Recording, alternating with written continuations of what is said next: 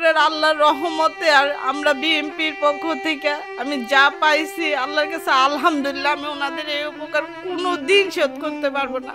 এভাবেই অশ্রুসিক্ত চোখে আমরা বিএনপি পরিবারের প্রতি কৃতজ্ঞতা জানাচ্ছিলেন জুলাই আন্দোলনে শহীদ আব্দুল্লাহ বিন জিহাদের মা। তারেক রহমান বলছে আমার 2টা ভাই আছে, আপনার পাশে আরো 2টা ভাই আছে, আপনি টেনশন করবেন না। গত বছরের 5 আগস্ট জুলাই অভ্যুত্থানের চূড়ান্ত দিনে জিহাদ শহীদ হবার মাত্র 2 দিন পর তার ছোট ভাই জিসান আক্রান্ত হয় মরণব্যাধি ক্যান্সারে। এর কিছুদিন পরেই মারা যান তার বাবা। আমার আব্দুল্লাহ মারা যাওয়ার 14 দিনের মাথায় আমার ছোট ছেলের ক্যান্সারটা ধরা পড়ে, তাও সেটা 3rd স্টেজে। এমন দুরবস্থার মধ্যে জিসানের চিকিৎসার দায়িত্ব নেয় আমরা বিএনপি পরিবার। এই আমরা বিএনপির পরিবার ছাড়া কেউ আমার পাশে দাঁড়ায় নাই।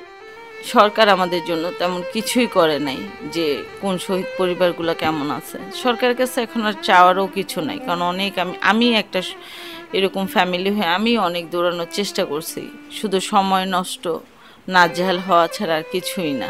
আমার পক্ষ থেকে, আমার জিসানের পক্ষ থেকে আমরা বিএনপির পরিবারকে আমি অসংখ্য ধন্যবাদ জানাই। তারেক রহমানকে অনেক ধন্যবাদ জানাই, রোমান ভাই, মিথুন ভাই, রনি ভাই, সবাইকে অনেক ধন্যবাদ জানাই। তারা সার্বক্ষণিক আমার জিসানের পাশে, আমার পাশে ছিল। বিএনপির ভারপ্রাপ্ত চেয়ারম্যান তারেক রহমানের পৃষ্ঠপোষকতায় সংগঠনটি এরই মধ্যে জুলাই বিপ্লবে হতাহত 552টি এবং ফ্যাসিস্ট সরকারের আমলে গুম, খুন ও বিচার বহির্ভূত হত্যার শিকার 1700 পরিবারকে সহায়তা দিয়েছে। এছাড়াও বিএনপির রাজনীতির সাথে জড়িত শহীদ ও আহত মিলে 210টি পরিবারকে সহায়তা করেছে আমরা বিএনপি পরিবার। উনি এখন যেভাবে আমাদের পাশে দাঁড়িয়েছে জনাব তারেক রহমান স্যার, ভবিষ্যতেও যেন এভাবে আমাদের পাশে দাঁড়ায়। আমরা বিএনপি পরিবার থেকে তারেক রহমান চাচু আমাদেরকে অনেক সাহায্য করছে। এছাড়াও বিভিন্ন উদ্ভাবন এবং অসহায় পরিবারের চিকিৎসা সহায়তা ও গৃহহীনদের ঘর নির্মাণ করে যাচ্ছে এই স্বেচ্ছাসেবী সংগঠনটি। যার চিকিৎসা করছে ছেলেটার নাম জিসান। আমরা চিকিৎসার প্রায় শেষ পর্যায়ে চলে গেছি, আর টাকা পয়সার কথা নাই উল্লেখ করলাম, কারণ এটা সম্মানিত হবে সে পরিবার। আমরা তাদের সাথে এখনও যোগাযোগ রাখছি এবং ইনশাল্লাহ ছেলেটার চিকিৎসা শেষের পথে। আমরা শুধু কিন্তু জুলাই এবং খুন-গুম পরিবারগুলো নিয়ে আমরা কাজ করছি না। গণতন্ত্র পুনরুদ্ধার আন্দোলনে খুন-গুম এদেরই শুরু করেছিলাম। খুন-গুমের পাশাপাশি জুলাই বিপ্লব যখন হইল তখন আপনার এদেরকে নিয়ে কাজ শুরু করলাম।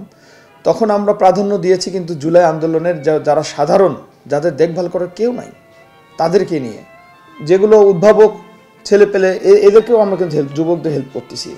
এর পাশাপাশি শুধু আমরা এ পর্যন্ত 400 কতজন সাধারণ ছাত্র ছাত্রী এদেরকে কিন্তু আমরা বিএনপি পরিবারের মাধ্যমে হেল্প করতেছি এবং মাসিক ভাতা দিচ্ছি।